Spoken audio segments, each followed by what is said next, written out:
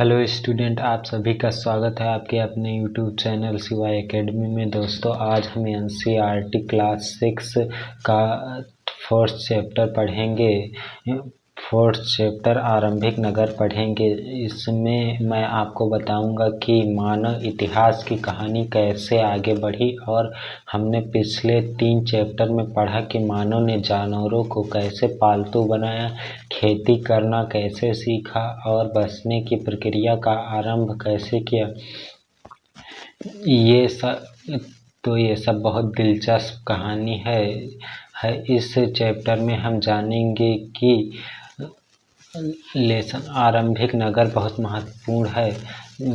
हम वहीं पढ़ेंगे और जैसा कि मैंने आपको बताया था कि इस बुक के समाप्त होने पर मैं आपको इसके शॉर्ट नोट भी प्रोवाइड कर दूंगा ताकि आप फास्ट रिवीजन कर सकें। तो चलिए हम बिना किसी देरी के अपने चैप्टर पर चलते हैं। आरंभिक नगर ये लेसन 4 है। आरंभिक नगर, इसमें ये इम्पोर्टेंट है हड़प्पा की कहानी। अक्सर पुरानी इमारत की कहानी अपनी कहानी बताती है। लगभग 150 साल पहले जब पंजाब में पहली बार रेलवे लाइन बिछाई जा रही थी तो इस काम में जुटे इंजीनियरों को अचानक हड़प्पा पुरा स्थल मिला जो आधुनिक पाकिस्तान में है। उन्होंने सोचा कि यह एक ऐसा खंडहर है जहां से अच्छी ईंटें मिलेंगी। यह सोचकर वे हड़प्पा के खंडहरों से हजारों ईंटें उखाड़ ले गए, जिससे उन्होंने रेलवे लाइनें बिछाई। इससे कई इमारतें पूरी तरह नष्ट हो गईं। उसके बाद लगभग 80 साल पहले पुरातत्वविदों ने इस स्थल को ढूंढा और जब यह पता चला कि यह खंडहर उपमहाद्वीप के सबसे पुराने शहरों में से एक है। चूंकि इस नगर की खोज सबसे पहले हुई थी, इसलिए बाद में मिलने वाले इस तरह के सभी पुरास्थलों में जो इमारतें और चीजें मिली उन्हें इस हड़प्पा सभ्यता की इमारतें कहा गया। शहरों का निर्माण लगभग 4700 साल पहले हुआ था। ये थोड़ा इम्पोर्टेंट है। शहरों का निर्माण लगभग 4700 साल पहले हुआ था। इस हड़प्पा सभ्यता का निर्माण 4700 साल पहले हुआ था। चलिए आगे पढ़ते हैं। प्रायः पुरानी इमारतों को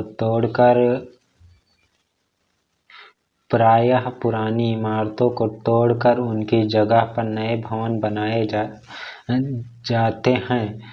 तुम्हें क्या लगता है कि पुरानी इमारतों को सुरक्षित रखना चाहिए? इन नगरों की विशेषता क्या थी?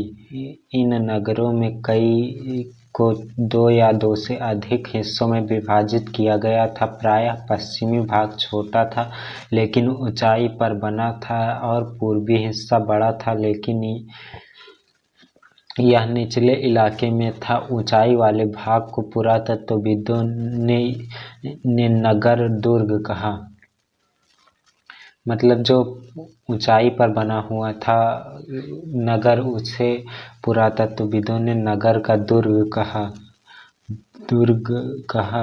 निचले हिस्से को निचला नगर कहा। दोनों हिस्सों की 4 दीवारियां पक्की ईंटों की बनाई गई थी।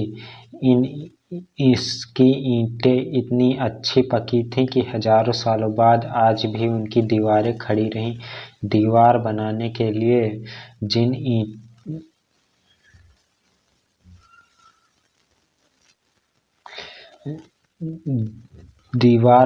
के लिए ईंटों की चिनाई इस तरह करते थे जिससे दीवारें खूब मजबूत रहें।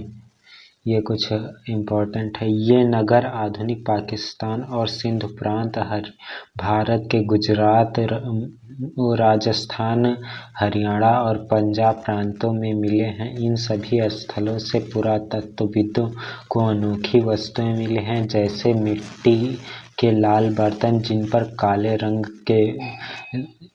रंग बने थे, पत्थर के बाट, मुहरे, मनके, तांबे के उपकरण और पत्थर के लंबे ब्लेड। मतलब पुरातत्वविदों को इतने हिस्से जैसे आधुनिक पाकिस्तान और पंजाब और सिंध प्रांत, गुजरात, राजस्थान, हरियाणा और पंजाब के प्रांतों में पुरातत्वविदों को मिट्टी के लाल रंग के बर्तन, काले रंग के चित्र बने हुए मिले हैं, पत्थर के बाट भी मिले हैं, मुहर मिली है, मनके, तांबे के उपकरण और लंबे पत्थर के ब्लेड भी मिले हैं। आप बताओ, लंबे पत्थर के ब्लेड वे क्या करते थे? ये एक चित्र है।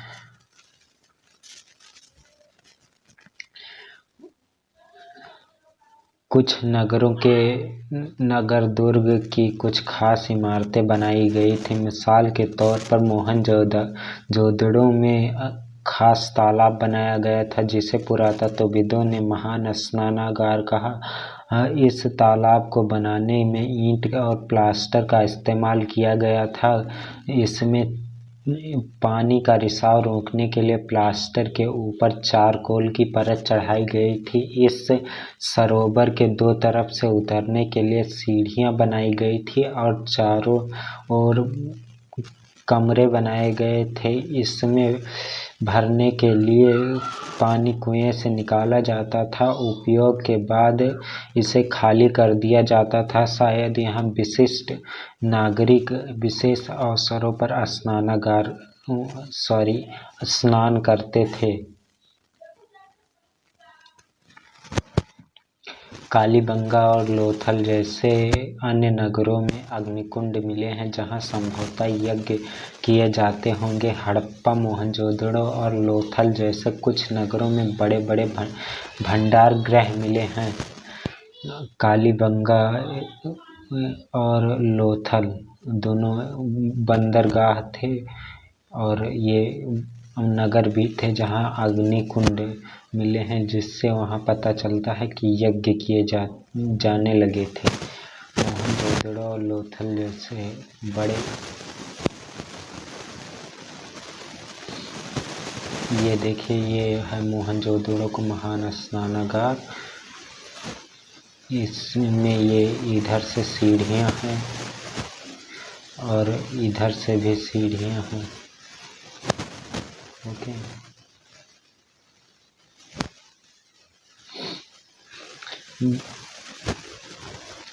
भवन, नाले और सड़कें। इन नगरों के घर आमतौर पर 1 या 2 मंजिल होते थे।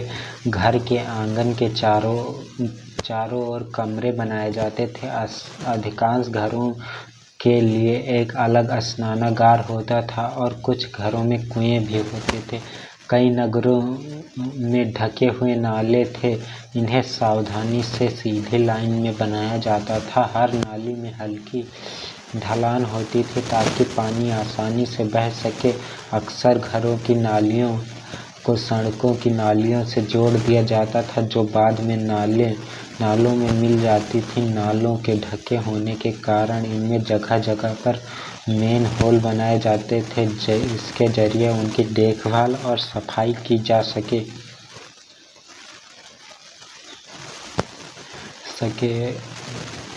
घर, नाले और सड़कों का निर्माण योजनाबद्ध तरीके से किया जाता था। यहाँ पर वर्णित घरों और पिछले अध्याय में वर्णित घरों में तुम क्या अंतर दिखाई देता है? 2 अंतर बताओ।